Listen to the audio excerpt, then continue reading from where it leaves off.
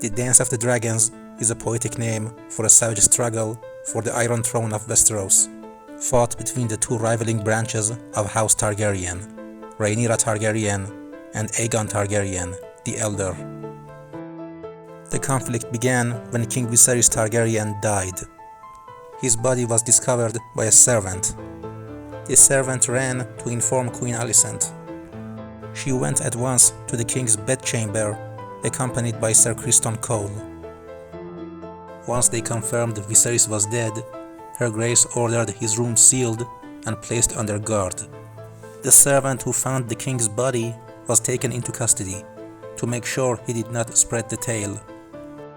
Ser Criston returned to the White Tower sword and sent for his brothers of the King's Guard to summon the members of the small council. Of the 7 knights of the King's Guard, only 5 were in King's Landing at the time: Ser Criston Cole, Ser Eric Cargyle, Ser Rickard Thorne, Ser Stefan Darkling, and Ser Willis Fell. Ser Eric Cargyle and Ser Laurent Marbrand were with the Princess Rhaenyra on Dragonstone. The council gathered in the Queen's apartment, consisting of Queen Alicent herself, Ser Otto Hightower, Hand of the King, Grand Master Orwyle, Lord Lyman Beesbury, Master of Coin, Lord Jasper Wilde, the Iron Rod, Master of Laws, Ser Tyland Lannister, Master of Ships, and Larys Strong, the Clubfoot, Master of Whisperers. This gathering has been called the Green Council. Grand Master Orwyle started by reviewing the customary tasks to put the king to rest and prepare for Queen Rhaenyra's coronation. Ser Otto Hightower cut him off. All this must wait until the question of succession is settled, until the new king is crowned. Queen Alicent continued, the Iron Throne by right must pass to the king's oldest son. Only Lord Beesbury spoke on behalf of Princess Rhaenyra. He reminded the council that Rhaenyra was chosen as the heir, that hundreds of lords and knights had sworn to defend her rights. But these words fell on ears made of stones. Ser Tyland said that many of those lords were long dead, and he never swore that oath. Lord Jasper Wilde cited the Great Council of 101. Ser Otto warned, should Rhaenyra ever sit the Iron Throne, it would be Lord Fleabottom who rules us.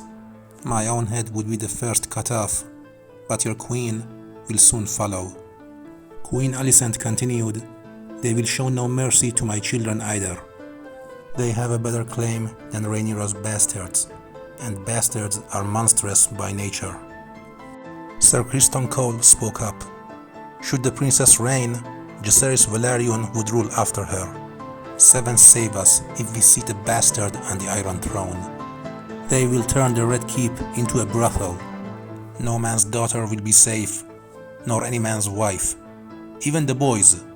We know what Lenore was. Lord Larys Strong said no word, but that was not unusual. He preferred to listen rather than talk. Grand Master Orwyle said, if we do this, it leads to war. Rhaenyra will not stand aside, and she has dragons. And friends, Lord Beesbury added, men of honor who will not forget their vows. I will not sit here while you plot to steal her crown. Then he rose to go. It's not clear what happened to Lord Beesbury. He was either thrown out of a window or was sent to the dungeons where he died. Or maybe Criston Cole cut her throat. One thing is certain, the first blood of the Dance of the Dragons belonged to Lord Lyman Beesbury, and no further dissent was heard after that. For the rest of the night, they planned the coronation, and made a list of possible enemies and allies should Rhaenyra decide to fight. With Rhaenyra on Dragonstone and about to give birth, the Greens had an advantage. Ser Criston Cole was ordered to take into custody the remaining blacks at court. Ser Otto Hightower commanded, do them no violence, unless they resist. Whoever swears fealty to King Aegon shall suffer no harm, otherwise they are traitors and must die. Lord Larys Strong said something for the first and only time. Let there be no traitors among us. He then drew his dagger and cut his hand, urging everyone to take a blood oath. And so everyone did. Queen Alicent was excused from the oath because she was a woman.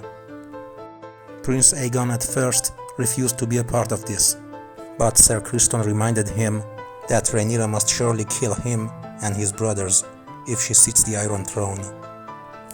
This convinced Prince Aegon to accept the crown. Sir Tyland Lannister was named Master of Coin in place of Lord Beesbury, and divided the royal treasury into 4 parts, each one in a different location, one to Old Town, one to the Casterly Rock, and one to the Iron Bank of Braavos. The last part was kept at King's Landing, to use for bribes and to hire sellswords if needed. To replace Sir Tyland as Master of Ships, Sir Otto sent a raven to Dalton Greyjoy, known as the Red Kraken. Ravens were sent, but not to Dragonstone, to any lord or knight who were believed to support Aegon. Then they discussed Rhaenyra's supporters, House of Velaryon and other lords of the Eastern Shores, Lords Bar Aemon, Massey, Celtigar, and Crabbe. Maybe even the Even Star of Tarth. All were lesser powers, just the Velaryons were considered a threat. The Starks of Winterfell were greater concern. They had spoken for Rhaenys at Harrenhal, as their Lord Bannermen, House Dustin of Barrowton and House Manderly of White Harbor, nor could House Arryn be relied on. The Eyrie was ruled by a woman, Lady Jane. If Rhaenyra is to be cast aside, her own rights might come into question. The greatest danger seemed to be Storm's End. House Baratheon had always supported Princess Rhaenys. Queen Alicent sent for her second son, Aemond. He was ordered to go to Storm's End on Vhagar, with a daughter of Lord Boros Baratheon, to ensure his support of Aegon. The dungeons under the Red Keep were full. Queen Alicent knew they could delay no longer. The stink from the king's body had become unbearable, and Prince Aegon had grown weary of secrecy, demanding to be crowned. 7 days after the king's death, Grandmaster Orwyle was allowed to send his ravens. The Silent Sisters prepared the corpse for burning, and the riders rode through the city crying, "King Viserys is dead.